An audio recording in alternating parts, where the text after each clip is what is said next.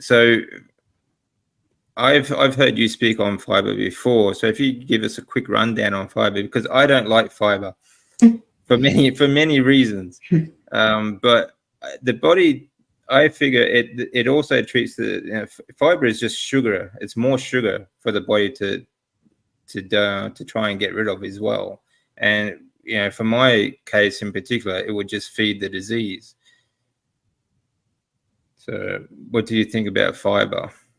Yeah, I mean, give a quick version. If you want to Google my name and put in fiber, there's a couple of YouTube presentations out there. I think one's 30 minutes, one's 20 minutes or whatever. So pick which one you want. But I start off by going through sort of carbohydrates 101. What's a monosaccharide? What's a single sugar? That's your sort of glucose, fructose. What's a disaccharide? 2 sugars. That's your sucrose. And then what are your polysaccharides? And we've got digestible polysaccharides and indigestible polysaccharides. So just start from what fiber actually is as a nutritional fact. And fiber is indigestible polysaccharides. So many sugars, poly means many, saccharides mean sugars, many sugars that we can't digest. And just straight away, does that sound like a good idea? It's something the body can't digest, and it's many sugars.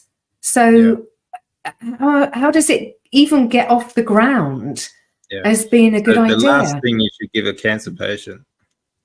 Yeah, many sugars. I mean, what did Otto Warburg say? But for cancer, there is one prime cause, the oxidization of sugar in the body. I mean, that was back in something like 67.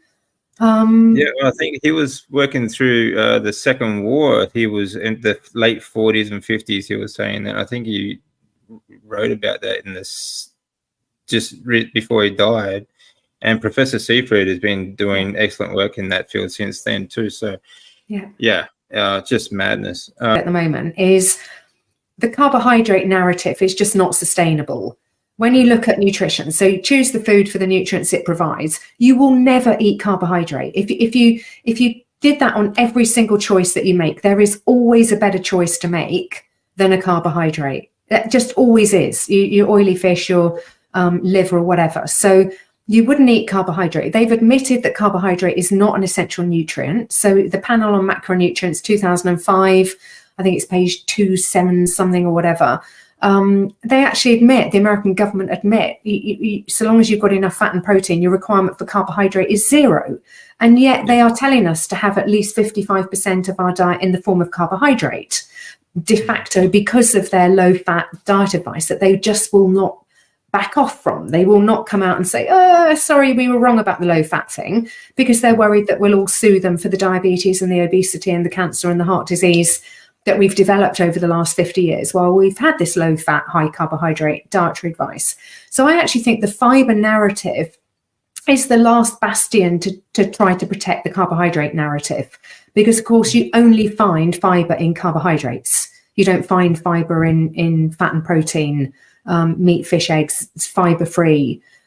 So it's a way, if you take that away, if they actually came out and said, actually, you don't need fiber, where is the rationale to eat any carbohydrate, let alone at least 55% of our diet in the form of carbohydrates? So I think once they've put these stakes in the ground, they've just shown themselves to be remarkably inflexible in moving away from them. And I can only assume, perhaps one, they don't want to look daft, but I think the litigation worry is the bigger one. Because think about it, a new health secretary could come in and say, look, it wasn't me, it wasn't on my watch. The last 50 years of those really bad guidelines, nothing to do with me. Sorry, guys, I'm coming in. I actually think you should eat real food and mostly fat and protein and manage your carbs very, very carefully, particularly if you're overweight or have diabetes. But why don't they do that? Because they could be the hero. They're not kind of throwing the 5 decades of previous health secretaries to the wolves. And I just think that the incumbent government at the time is the one that gets sued for the advice of the previous 50 years of government. So I can't see them ever backing away from it. And the same with diabetes organizations, diabetes charities, for goodness sake. People who are volunteering, trying to do the right thing by people with diabetes. They absolutely must know that telling their people to, or telling anyone with diabetes to major their diet on carbohydrates is a crime. And they're supposed to be a charity, and they still do it. So Well, they want to stay a charity, you know. They want that money to keep coming in too. Yeah. You know, cancer is the same. Yeah. But you know, I saw even the was it the American Diabetes Association?